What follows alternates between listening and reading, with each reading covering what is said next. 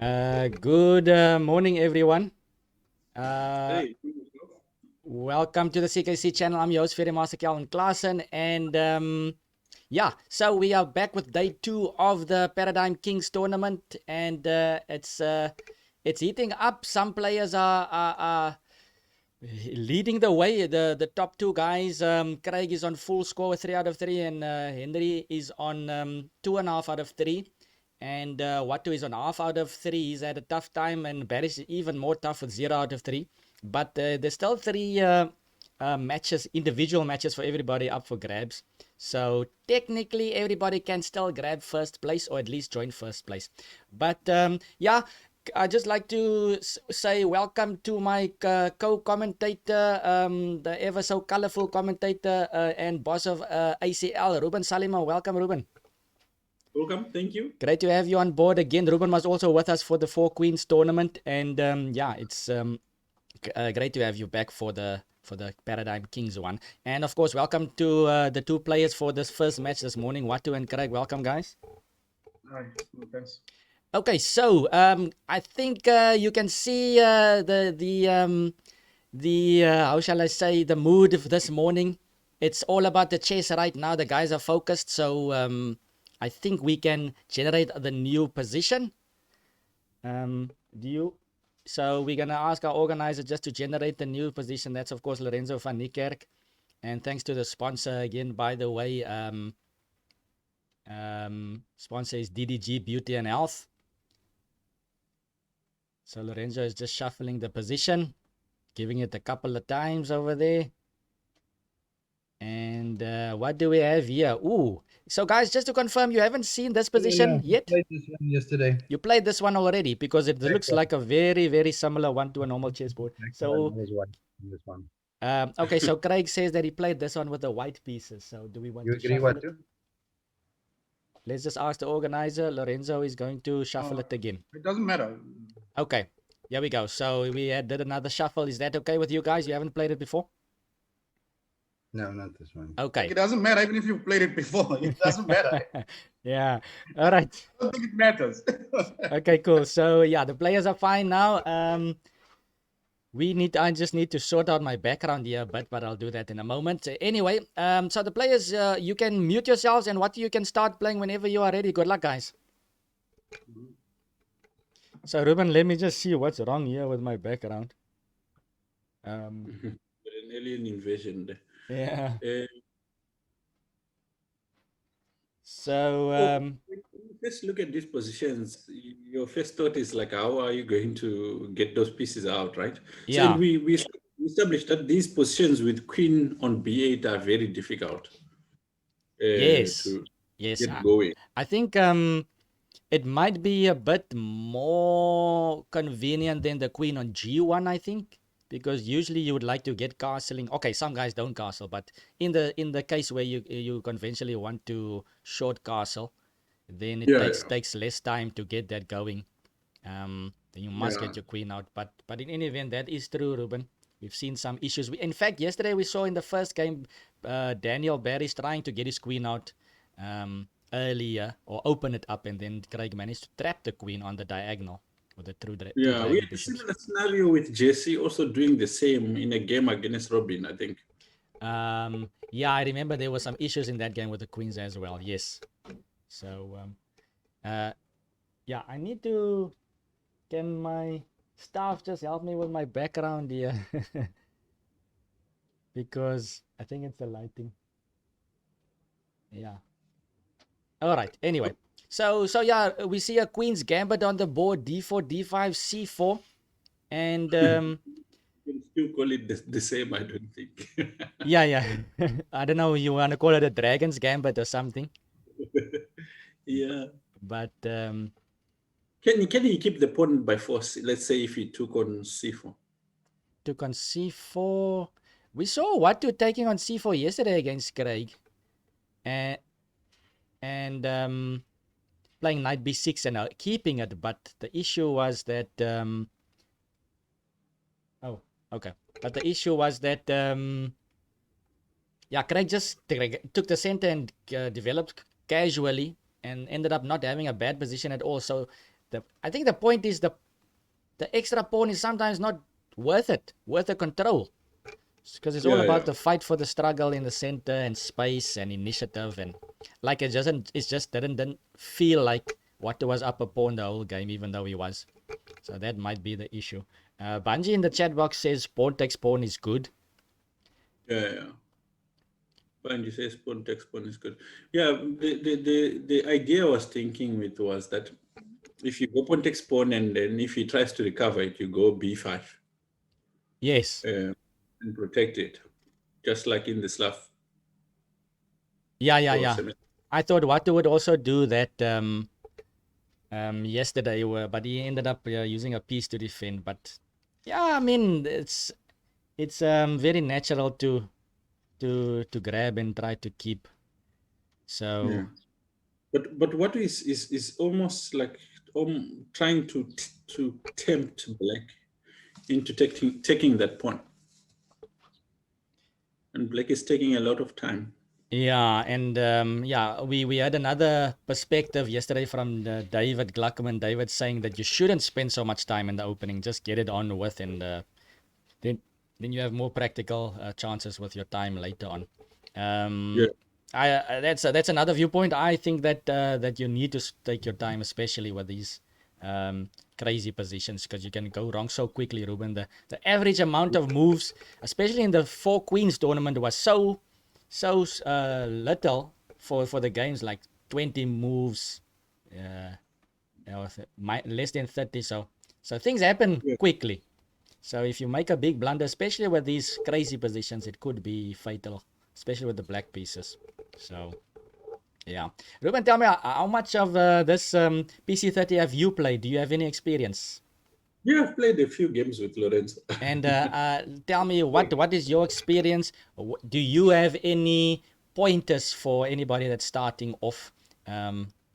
Is it the basic same principles as chess? Are there any things that you can add, or anything It's that like falls away? it's like an accelerated version of chess. Highly okay. It's like highly unlikely you get into the end game, Yeah. but if you do, the end game is so fast. It's a bit different from normal chess, and yeah, I guess that's really the main thing is that you the attacks, the dynamism in the middle game, but it's highly unlikely that you get to end games. But if you do get to the end games, the end games are not your traditional end games, which are slow. Yeah. Unless you get into you exchange, the dragon bishops, Yeah, then it becomes a normal game. then it becomes a normal, and there's quite a lot of anticipation. So you can't play it without attention to potential changes and so on. Yeah. It's like one thing I observed when I played against Craig was that he is quick to realize the quick changes that can happen, Uh-huh. and it suits players who like players who play for a result, like like Lorenzo plays for a result all the time. Yes. So it suits the players like him. Like either he's going to win or he's going to lose. It doesn't really, like it doesn't Yes. really matter. So I think it's fun a lot for players, especially players who've been playing chess for a long time. It makes you think about chess a bit differently than what you're used to. Yes. Yes, indeed. So, yeah, I agree with you on that one. And yeah, it does tend to make you focus on the initiative. So it could be you could use it as a tool, I suppose, to sharpen your mindset for the normal game as well. Just to Yeah, always keep in mind the initiative and think of attacking ideas, and that can send basically to your normal chess play as well.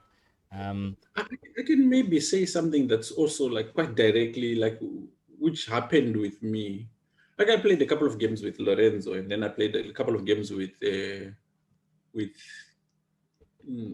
Craig. Yeah.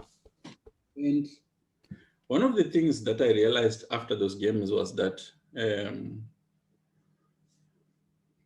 our evaluation of positions, like an existing position, we use a lot of things, but at some point we start doing it subconsciously because we stop learning new things. So why we make certain decisions over certain positions, sometimes we are not even aware why. Because the number of things that for instance, at some point you learned about passed pawns, at some point you learned about isolated pawns, at some point you learned about bishop pair, So many and you learned, elements. yes, so you learned about these things, but you don't think about them Yeah. when you're playing because they are part of your knowledge. Yeah. Now, when you start playing this game, you start realizing that that same sort of yardstick or measure doesn't work in these positions. At Exactly. least, at least not only that. Yes. So you have to now start thinking like, okay, I have to learn about how to develop a queen. Like for instance, to deal with this particular position, you noticed Watu was willing to give a pawn so that his queen, at any point later on in the game, It's would free be able to join. Yeah. exactly. So those kind of lessons you start learning them from a new point of view. Yeah. A new, yeah, exactly. That's yeah, quite nicely said there, Ruben. I mean, we've been trying to figure out this game, but yes, it's true. The elements have changed a bit, and some of the elements are not as important or not maybe as heavy as they should be, compared to the dynamic elements in the game. And a lot has to do with experience now as well. Like you said, you can't just tell yourself or think about these things directly every time. With experience, you start realizing that okay, these type of things, I guess, is more conducive for initiative. And I don't mind this isolated pawn because the initiative is going to be way more important. And Yeah, things like that, certain uh, spatial positions or situations for the dragon bishops might be conducive and these ones might not be. We saw yesterday Henry sacrificing his dragon bishop for 2 knights against Watu, and the 2 knights just completely dominated the dragon bishop. It was basically like a 2 against 1 fight, the dragon bishop not being able to give himself up for one of them, and the knights got outposts. So it's a lot of exchange sacrifice possibilities in this game, and each piece has its own value, and the value shifts up and down. It's almost like I don't know. Growing up when I was young, I used to watch this wrestling, Ruben, uh, and yeah, this the yeah. WWE. I don't know, that time it was something else, WWF, and WWE, there was this battle royal matches where yeah, everybody in the company just comes and fights. So everybody tries to do their signature. Everybody tries to do their speciality, and it seems like this game, every piece, everybody's on the board and everybody's trying to peak. So yeah, yeah. so the knight can peak if he gets the right conditions. The dragon bishop can peak. The queen can peak. The rooks can peak. It's just depending on the situation. So you need to brew up something that's conducive for the correct piece. Correct. Like So what you just did now, that H4. aha. Yeah. So That rook can become active without necessarily having to castle, and the king could settle on F1. yeah, and Watu is signaling that he's ready to fight here because he's got a half out of 3 in the first day. Craig is on 3 out of 3. So if Yeah, Watu is to get anything from this event, looking at a good position, I would suppose he would, or let's just say if Watu wants to still fight for first place, he needs to stop Craig, or even just looking at top 2, he needs to get something yeah. from this game. Um, Craig so could play H5 here, but then he's played F6 also, so there will be quite a lot of weaknesses on his king side. yeah, some light square weaknesses. And we've seen now in the past few games that pawn structural weaknesses are very, very tricky to to to handle in the long run. They Yeah. don't go away. Okay, so Craig was looking at dragon to b6, but he has moved back with that. He hasn't completed the move yet. He's been So very uncertain in this whole game. I mean, like I saw him take back a couple of ideas. yeah, I think it might be a bit of jitters because yesterday I also saw him move the Dragon Bishop 2 or 3 times towards the same one, and then he goes back and makes a different move. That can also happen in tournaments. Once you know you're close to the finishing line, things can be a Yeah, bit more difficult. So eventually, Black decides to castle and yeah, just but invite h5. it's not a good idea. Um, Okay, so Watu plays a bit prophylactic and plays e3 first. I suppose h5 could invite knight to f4 with some exchanges.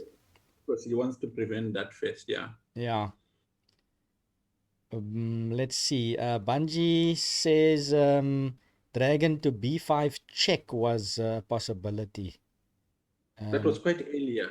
Quite earlier. Yeah, if dragon b6, yeah. Okay. And yeah, this is also something that I've seen. So Craig has reacted with a thrust in the center, which is usually a good idea, especially with the White King stuck in the middle. We've seen some games in the previous tournament. I think it was Khadija versus Robin. Robin seemed to have attacked on the king side with h4 and h5, but she reacted in the center and just got an amazing attack. So I think this is what Craig wants to do. It still follows that old chess principle. An attack on the wing is countered with an attack in the center. But what has played h5, and I guess he needs to decide what to do with the knight. I think e5 is still protected well enough, eh? Yeah, no. So the problem is this, right? Yeah, no. If the knight moves, knight e5 falls.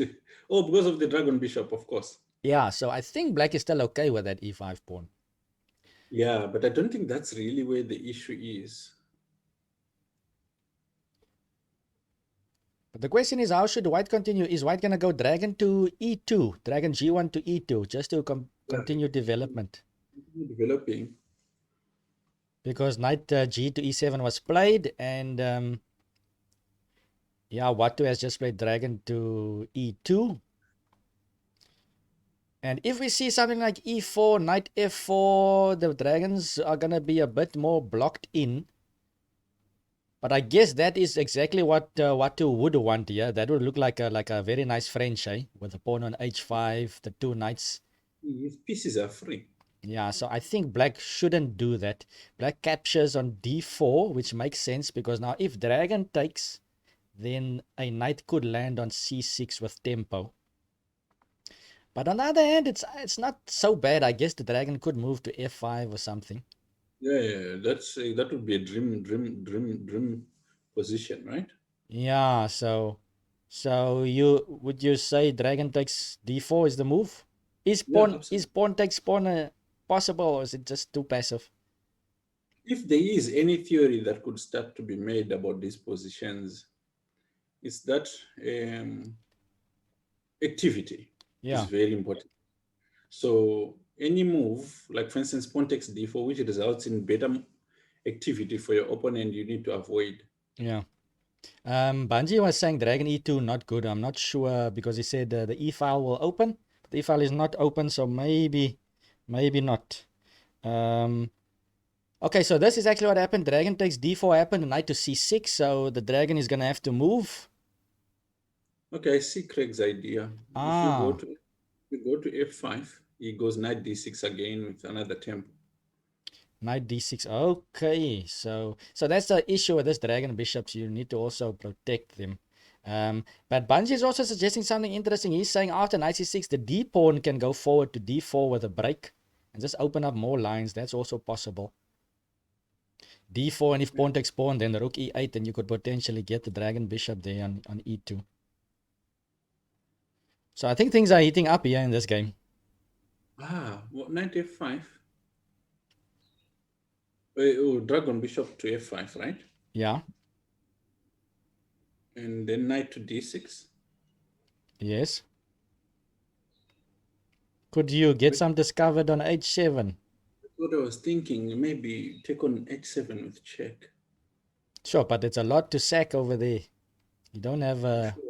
What he's thinking about it. He played dragon to f5, so I think this is the moment now where is Craig gonna call his bluff because your discovered check will be attacking the dragon bishop. So whatever you sacrifice, You you would be could, basically sacrificing a knight.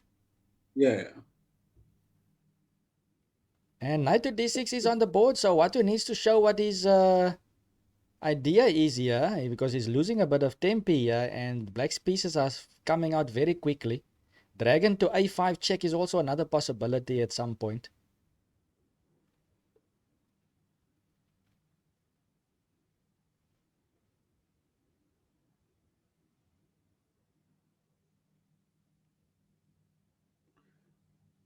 Can he play a move like it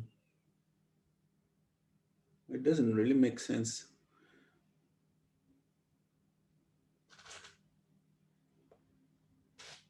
I was thinking about something like Ooh!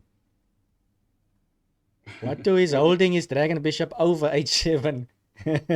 Eh, and he grabs. He grabs on h7, dragon takes h7. So we're seeing fireworks, Ruben. Don't know which way yeah, it's going, but we're seeing fireworks. King takes because happens. the knight when it comes, it could also go to d7. Okay, knight e5. Discovered check was played. You say to d7 as well, but the question is, are you going to grab the rook or are you going to grab the dragon?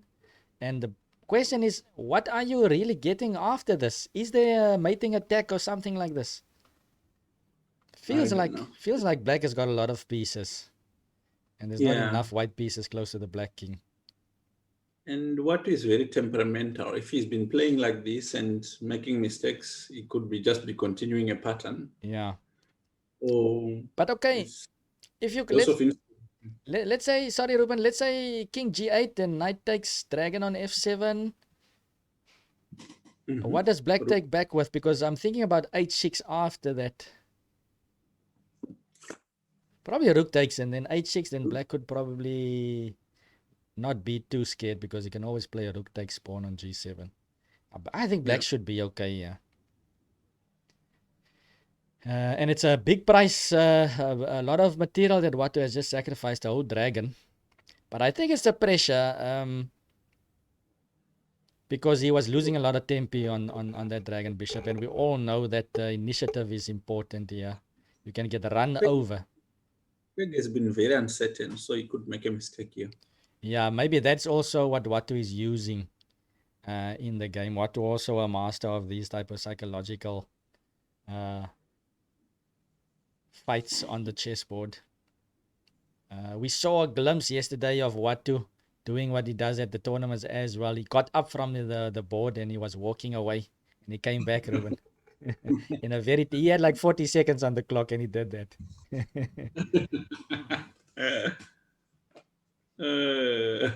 The dragon can also take back, by the way. Banji mentioned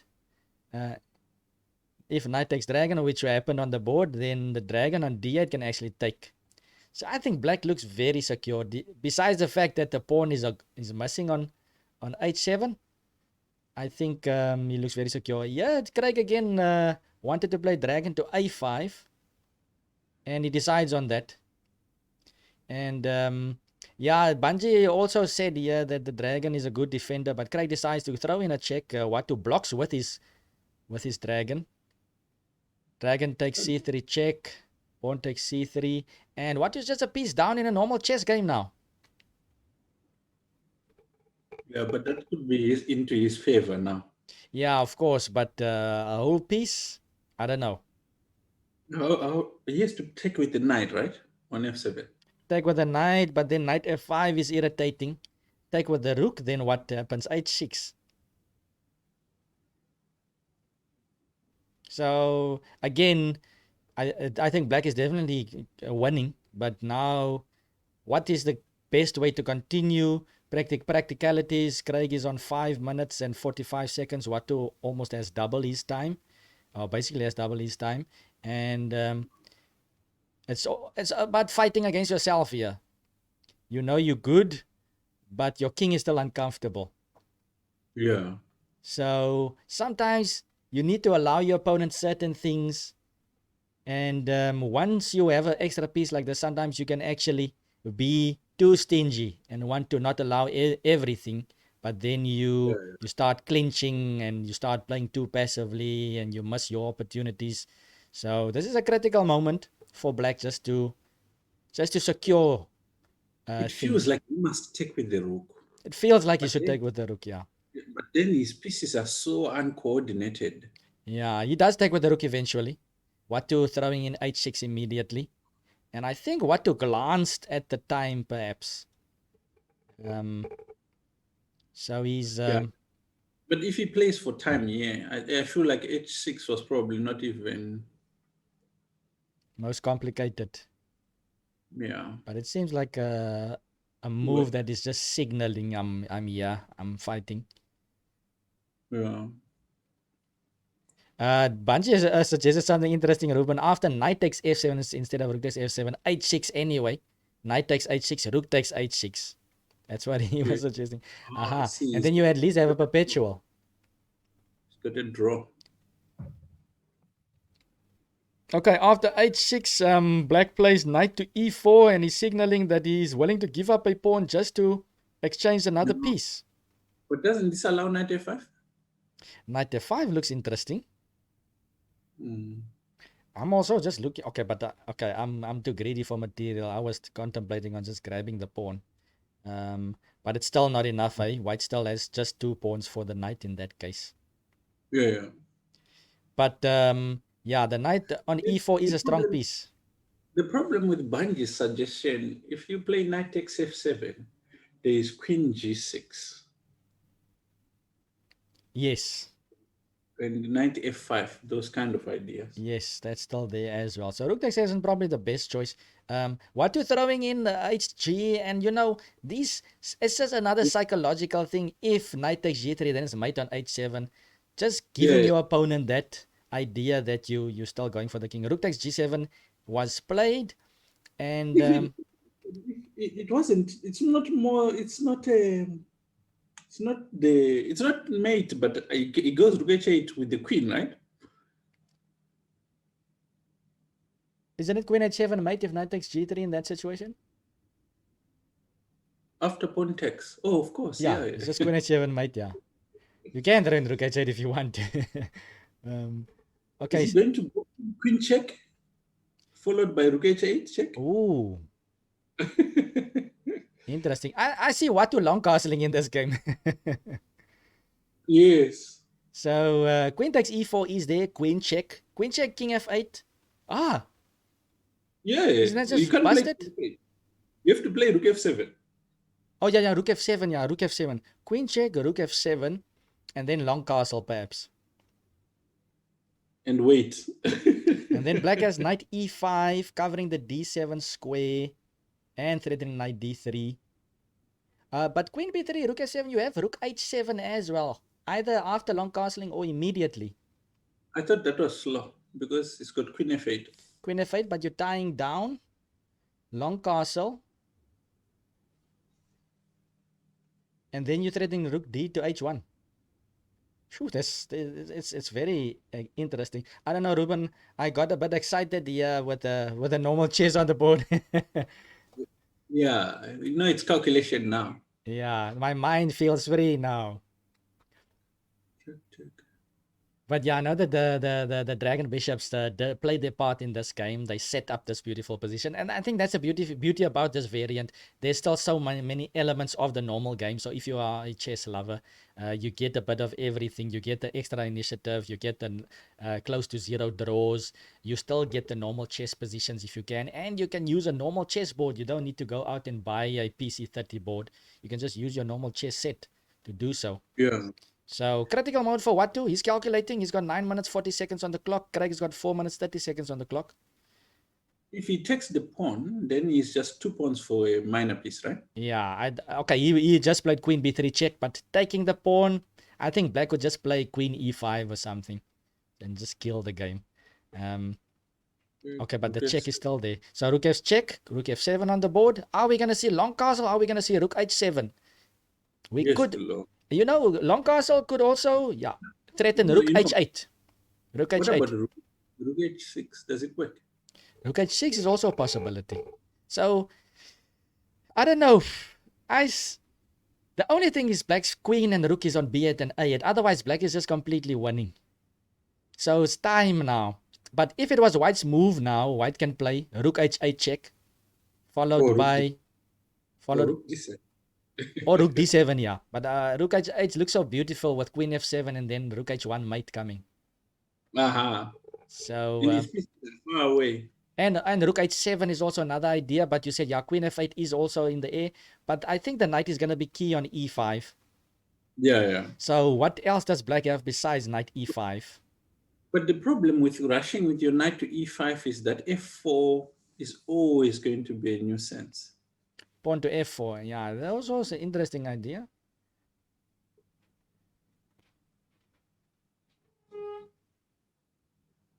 And black played queen to c7. I don't think this is the best. Queen to c7. It at least covers f7. And it's still keeping an eye on the c3 pawn. Can you just go rook h6 now? Okay, rook h6, threatening to double up. Yeah. Rook h6, yeah. Or rook h4 as well, depending. Because if you give a check on g6, sometimes the king can harass the king. Yeah, I guess one of those two. Rook h4, rook h6 is... Okay, now the queen is very important to pin that rook. Yeah. Or rook h3.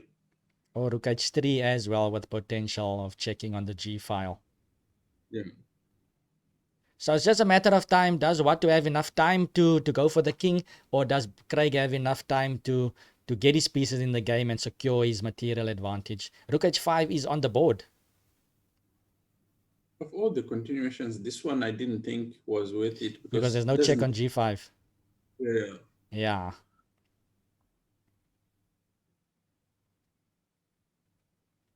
Yeah, that is a bit strange to put the rook on h5.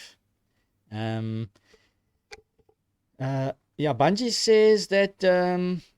what is very tricky? There's another trick here where he wants to switch the attack into the d file.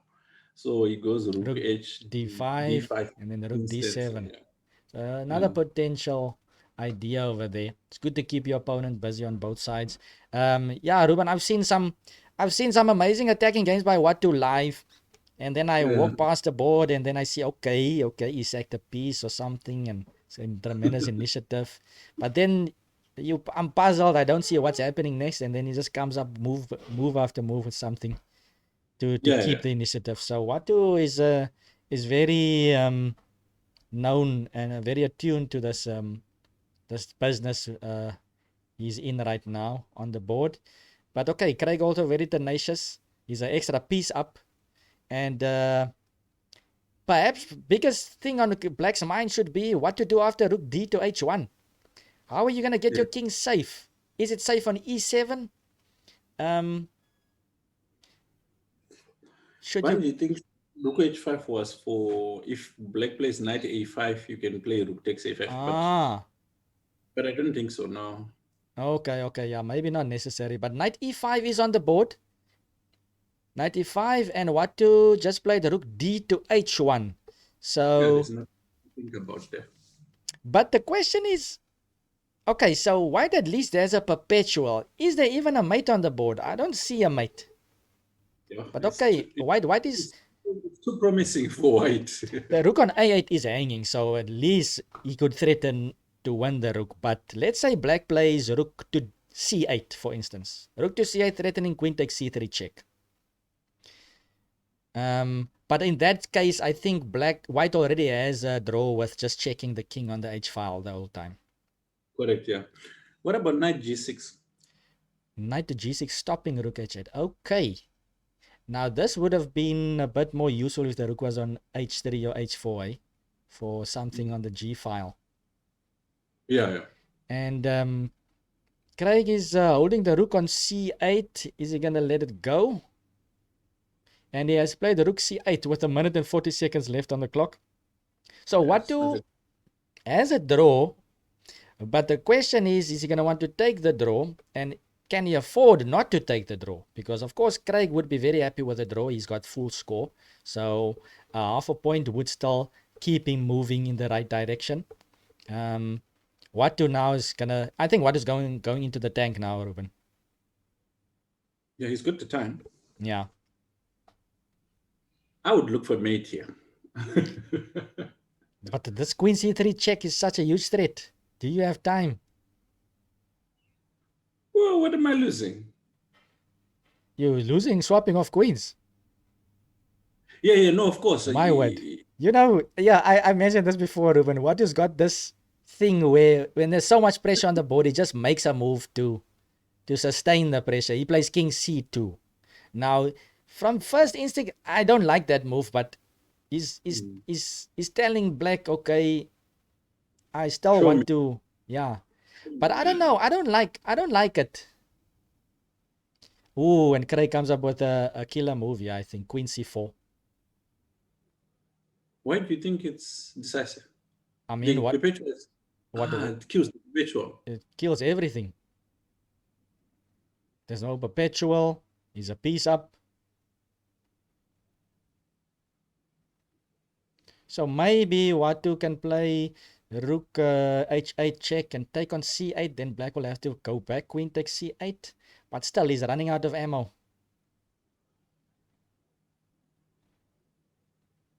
What if he checks him up a little bit? Check, king moves up. Check him on H7. King moves up again. Check him on H6. King goes to F5. F5. Then in that case, he could exchange rooks. Ah. And then the queen goes back.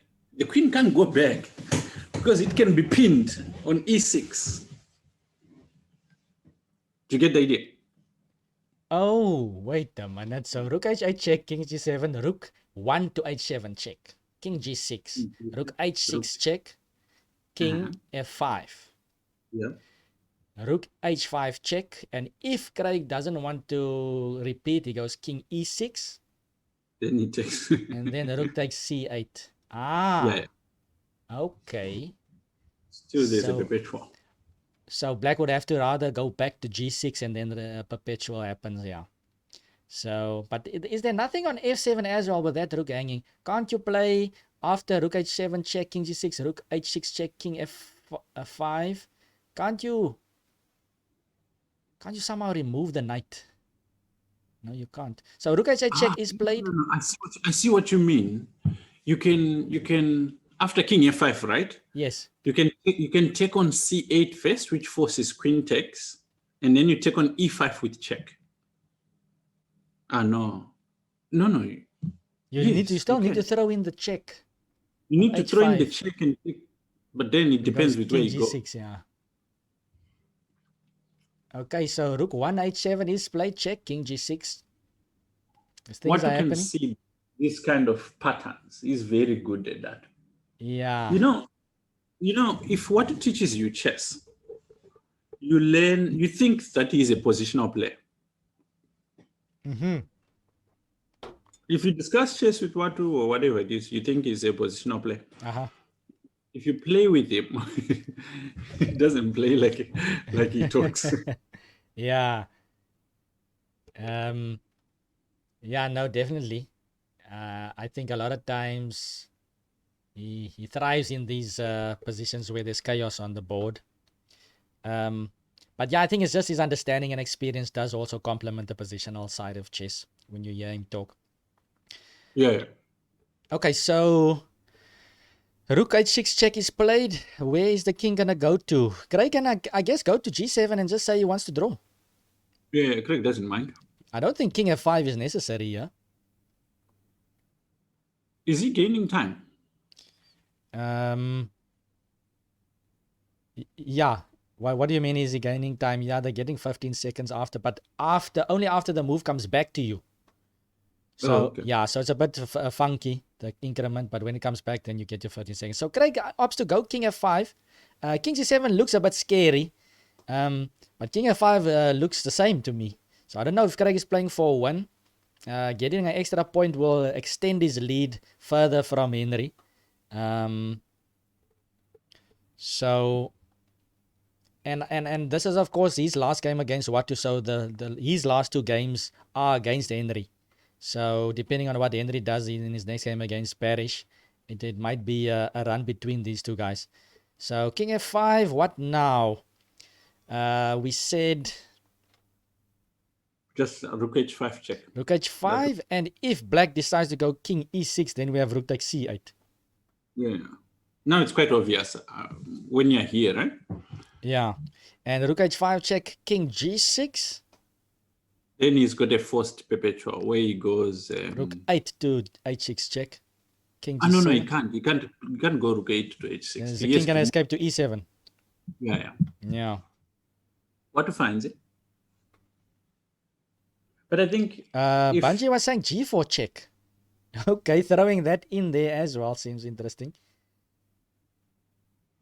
But if king, yeah, the king still can't go to E6.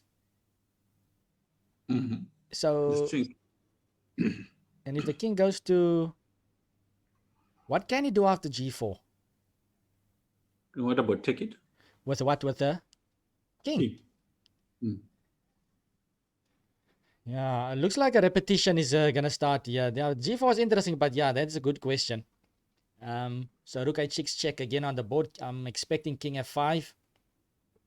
You know what it's like if you, as a chess player, were had this position that Craig has, you would be kicking yourself afterwards. Like I should have been patient and found a better way to convert it. Yeah. Okay, so repetition is gonna happen. I just hope that this repetition is gonna stop the game, because there's no draw offers. And I don't know if we've seen the Rook H6 for the 3rd time. So I think we can, I guess, pause. Yeah. Let me just double check. Yeah. We can pause. Yeah. It goes. Okay, so the players want to, you have to carry on playing.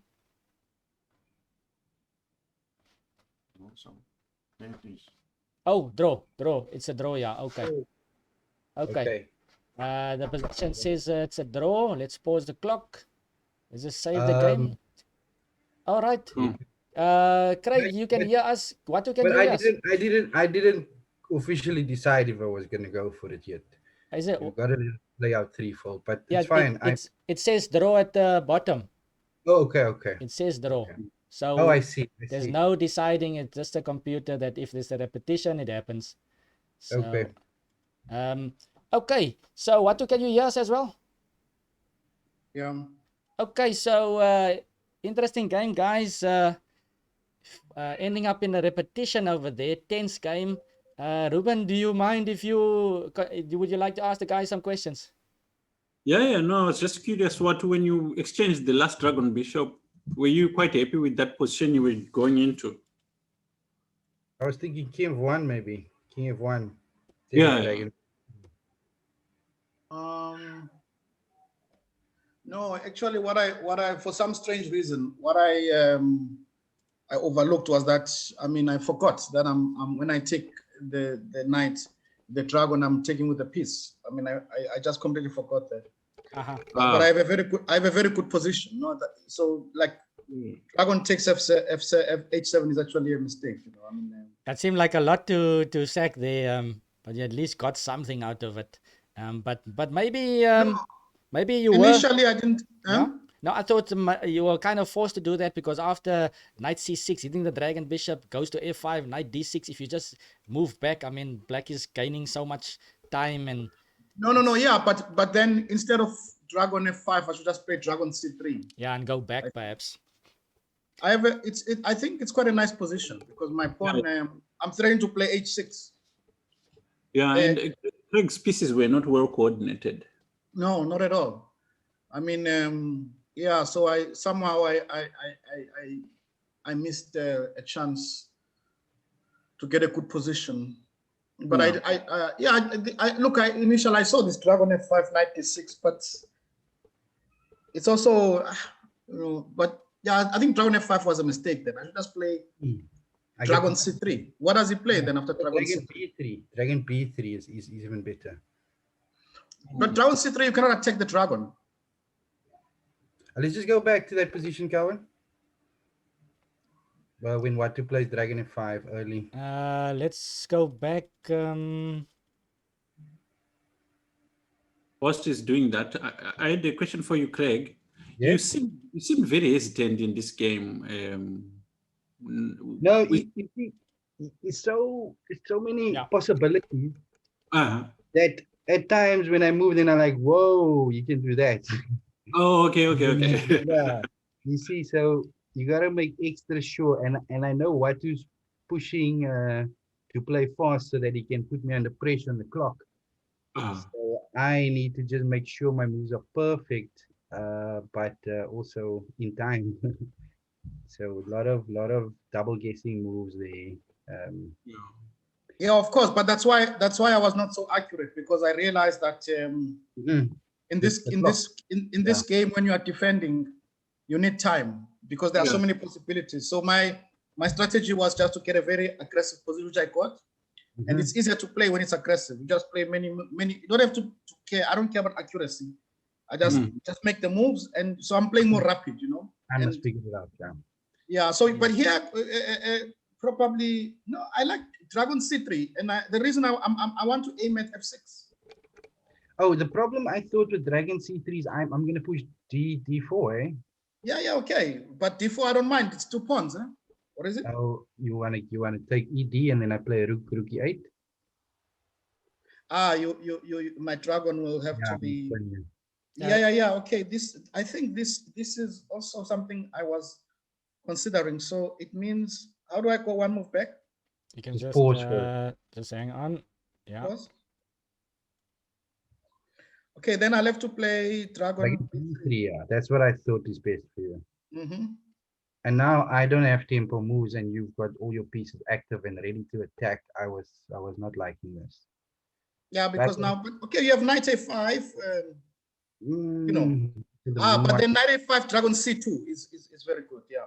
Yeah, and I want to develop my knight and my dragon at least somehow. Yeah. This looks very difficult. What you always have this idea that if your king gets checked, it's actually quite good on f1. Yes, absolutely. Yeah. Rook on f1. I Yeah. just have to be careful, of course, that I have something on F1 with the rook running on the h file. Okay. Yeah, interesting stuff, guys. Just Ruben, I don't know if you asked this question earlier on in that normal chess position. What when you played rook h4, I think, or was it rook h5? Rook h4. That's a mistake, I think. Maybe I mean, you should have put the rook. We were maybe. contemplating rook h6 or rook h3 or something. Just having the option of checking on the g file, perhaps. That's what I thought later. That's what I thought later. I mean, so if we go forward from here. Yeah, okay, we can't go forward. We can only go backwards in this one. I can only go back. Okay. Yeah. There was another theoretical position at the beginning, want to go c4. Did it occur to you, Craig, maybe that you could take on c4? Early. Yeah. Just take on c4, play it like a Slav, support it with b. Yeah, you see, but the problem is if he goes e5 immediately. I'll get the center. It's a gambit. It's a horrible game to play because how am I going to count? If I play e5, he plays d5. If I play c5, he plays d5 also to gain space, and that is a huge factor in this game. In this type of position. Yeah, space is very important, more than a pawn in some positions. Yeah, but anyway, yeah, I guess we don't have time to analyze any further, guys. The match should continue. You see that a5 check you came up with now. I thought like you just go king f1. At least being a piece down, it was going to keep. Yeah, maybe I should play like rook. Rook h7, perhaps. H3. No, rook h7. It takes and queen f8. I mean in this position here, you're looking at this one here before long castling. So you can set a rook h7. But he takes. No, rook h7 he plays 95. 95. Rook h8 is interesting. Rook h8, yes. Take queen takes f7 afterwards. Wait, but whose move is it now?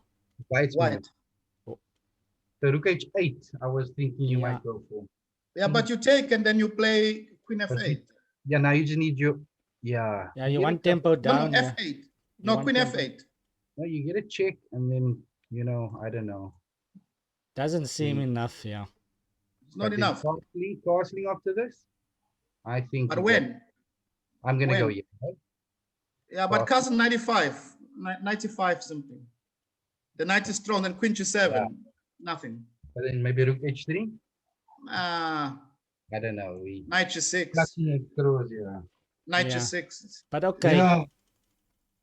Yeah, No, okay, maybe anyway. maybe rook h3 here. Rook Yeah. h3. I was thinking you do that. Okay. But Rook h3 maybe here is interesting, no? Then it's the same idea, and you know. With more. But I thought maybe you have 95 and then I wasn't too worried, yeah, because I can go king f8. when? Can I, let's say if you want to check my g3 something. No, but I castle maybe. First get the rook in, okay. Well now I probably still. It's a slightly better version for me. I have at least a bit more pressure, you know. yeah, no, I thought instead of rook h5 that you played rook h3 or rook h4. No, rook some- h5. My idea was to stop knight a5 for some. I saw Yeah. that, yeah. But that Yeah. wasn't really my threat. I can't go. No, I 95 is more stronger. Yeah, but I mean, hey, it's It's- as I say, you know, I mean, the emphasis was more on speed, you know. Yeah, I noticed that was your strategy for this game.